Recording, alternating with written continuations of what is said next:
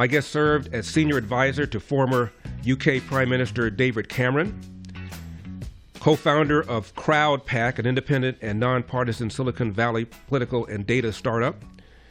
He is a Fox News contributor. More recently, he hosted The Next Revolution, on which I am honored to have appeared a couple times. Please welcome Steve Hilton. Larry, great to be with you. And Steve, I know you have a new book coming out in March. It's now available for pre-order on Amazon called Cala Failure. Tell us about Cala Failure. So it's really captured in the subtitle, which is Reversing the Ruin of America's Worst Run State. And I think that is now apparent to everyone. This is the worst run state in the country, and that is such a crying shame. I mean, you know better than anyone. You've been making these arguments for so long and so effectively that on every single issue, this one-party rule, this far-left experiment from these extremist Democrats, it's been a total catastrophe. We have the highest taxes in the country, but at the same time, the highest rate of poverty. We have the highest housing costs, the lowest home ownership, the highest cost for every essential, for gas, electricity, water, you name it. The worst business climate in America, everything is a disaster. And it really is time that I think the fires have really, I know you've talked about this a lot, the fires I think have really thrown a spotlight on it. And so many people who were either not aware of the connection between Democrat politicians and their policies and these terrible outcomes, or weren't really focused on it, I think they're waking up. And I think that demand for change here is just getting stronger and stronger. Actually, the second part of the book is called Cala Future, and that lays out a positive plan for how we turn things around. As I pointed out in my book called As Goes California, Steve, there hasn't been a Republican elected statewide in California in 20 years. As you point out, the Democrats control not just majorities in the Senate and the Assembly, they have supermajorities. I'm in LA. There hasn't been a Republican mayor since 2001. There are 15 members of the LA City Council. They are all either Democrats or Democrat socialists.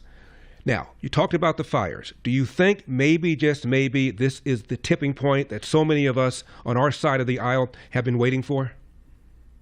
Well, I think we need to make it so. It's not going to happen without a lot of work and a lot of fight. But I would actually add it together with something else that happened.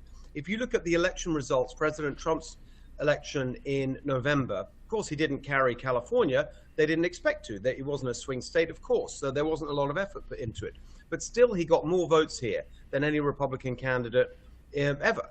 And you saw incredible results, right across the state, 10 counties flipping from blue to red and so on. And I think the real point is the number of votes that President Trump got. That's more than enough votes than would be needed to win a statewide election in 2026, which is a midterm, so you get a lower turnout. The key point is to get the Republican votes are there. We just saw that in President Trump's election. But you've got to get them out to vote. You've got to really give people a sense of belief that we can turn things around in California, in particular through the executive branch. Because you're right to say, the legislature, they've got this, and it's actually a gerrymandered supermajority. It's not a legitimate one. But nevertheless, it is there. We're not going to change that overnight. But if you run the executive branch, you can start to attack the bureaucracy or these agencies that have caused all this mess. Can't solve everything, but you can do a lot. So I think it's a question of using this opportunity of President Trump's, I guess you could say this revolution in the Republican Party, where it's now become the Workers' Party, the multiracial working class coalition. You and I have talked about that often, particularly with respect to Latinos here in California. It's the largest group now. And so just showing that you can have a better life, you can have the California dream. It doesn't have to be like this. Everything costing so much. You don't have to leave the state in order to have the kind of life that you want for yourself or your children or your grandchildren. You've got to make those arguments in a very, very high energy way. Then I think we can do it. Let's talk about water shortage. What do we do about it? Well, I've literally just got back. I'm at home in the Bay Area now. I've just got back from Fresno. I was meeting with group of some of the biggest farmers. I know this issue incredibly well. We've published a policy report on it at my California policy organization, Golden Together. There's some short-term things we can do, which is, as President Trump's been saying, right? We have the water already, that even with the inadequate infrastructure that we have right now. So if you look at the water infrastructure in California, it's basically the same as when we had half the population. And so, of course, in long term, you've got to do that, but it takes time and money to build dams and so on, and reservoirs and all of that stuff. And first of all, you've got to stop doing the damage. So stop what Gavin Newsom and the Democrats are doing, which is taking out the dams and reducing our capacity. On their current plan, we're going to have less water. You've got to stop that. Then, as the president has been saying, you can increase deliveries of water to the Central Valley, to our farmers, and to Southern California, even within our current system. And then you have to invest in the future. And it doesn't always have to be that complicated. One practical thing we can do, a really big dam up in the north, the Shasta Dam, you can raise it. You don't have to build a whole new thing, just lift it up, just build higher, then you store a lot more water. That's one practical example. Desalination, recycle. We have a paper called Water Abundance. We have all the water we need in California through rain and especially the Sierra snowpack in the north and in the Sierras. We just have to capture it and store it and get it where it's needed. Let's talk about the forest management. Donald Trump famously said a few years ago, clean your floors, thin the trees, clean your floors. Why hasn't that happened? And again, why haven't the voters held people like Gavin Newsom accountable? It's environmental extremism. That's the driver of this. And again, it's coming through those agencies. It's the Air Resources Board. And they've been denying permits for the kind of forest management we used to do, controlled burns, where you thin the forests and you keep the fuel load, as it's called, under control. And it's not just in the forests in the Sierras. That is a direct cause of the fires we just saw in LA. It's the same principle with the chaparral on those coastal hills. Those hills that burned in LA, the brush hasn't been thinned there and controlled for two decades plus because of an air quality ruling from the Air Resources Board and by the Coastal Commission and other unaccountable bureaucracy for endangered species protection. So it's all this environmental extremism run wild that is stopping us doing fire prevention. For goodness sake, you've even got environmental laws like CEQA, the California Environmental Quality Act, slowing down or stopping things like undergrounding of power lines. We're just learning that it's in all likelihood the Eaton fire in LA was started by power lines, a transmission tower. And all of that stuff, the utilities have been trying to do their fireproofing, but number one, they've been slowed down by environmental regulations. Number two, they've been diverted from that by the politicians who are telling them to spend their time and money installing EV charging stations and all this other stuff instead of getting the basics right. Steve, we're going to take a break. The book is called Califailure. When we come back, I want to ask you what is going to happen with homeowners insurance in the wake of all these fires that have just taken place. How are people going to afford to move back in Palisades? And the rest of the people are going to have to chip in, apparently, to pay for the homeowners insurance. All of this with Steve Hilton. I'm Larry Elder. I'm going to be pretty as open as I can be with you, Larry, and of course, in great deference to those who've trodden this path before me with great distinction, like yourself. And I would love to get your advice as I come to the point of making a decision. But I am strongly considering running for governor.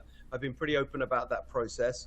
I've been traveling the state, seeing for myself what the issues are and how they affect people, developing a platform of policy ideas.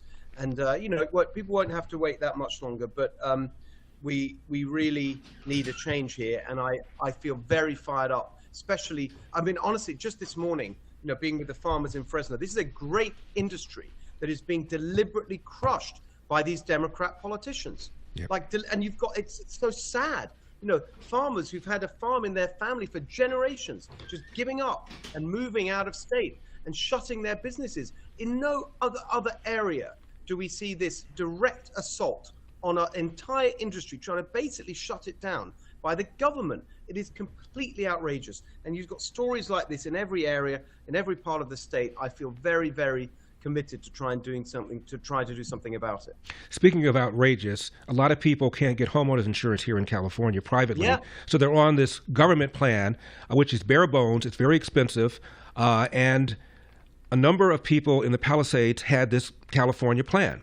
There's a provision in the legislature that if the California plan funds run dry, other people who have homeowners insurance have to chip in. So everybody's going to pay more for homeowners insurance, even if you're not on this California Fair Plan. What do we do about that, Steve? It's an absolute outrage. And you know, we got to just think about this again and make sure we hold the people accountable. Because there's no, the Democrats say, oh, this is climate change and risks have gone up. No, the reason is their policies. Number one, 45 policies make 45 seconds, Steve. build anything.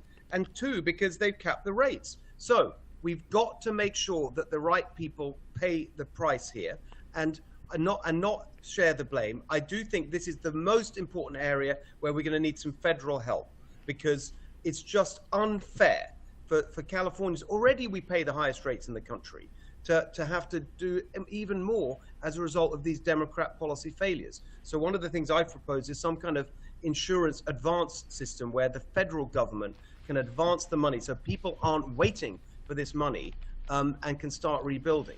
Califailure, reversing the ruin of America's worst run state, by my guest, Steve Hilton. Steve, thank you very much for coming on. Please come back when you're ready to make your announcement, if you make the announcement. For sure. I'll see you then, Larry. Thank you so much. My pleasure. Thank you, Steve. Thanks for watching these clips from The Larry Elder Show. If you enjoyed this content, be sure to subscribe to my channel and hit the bell icon so you never miss a moment. More thought-provoking discussions are just a click away, so stay tuned, and we'll see you in the next one.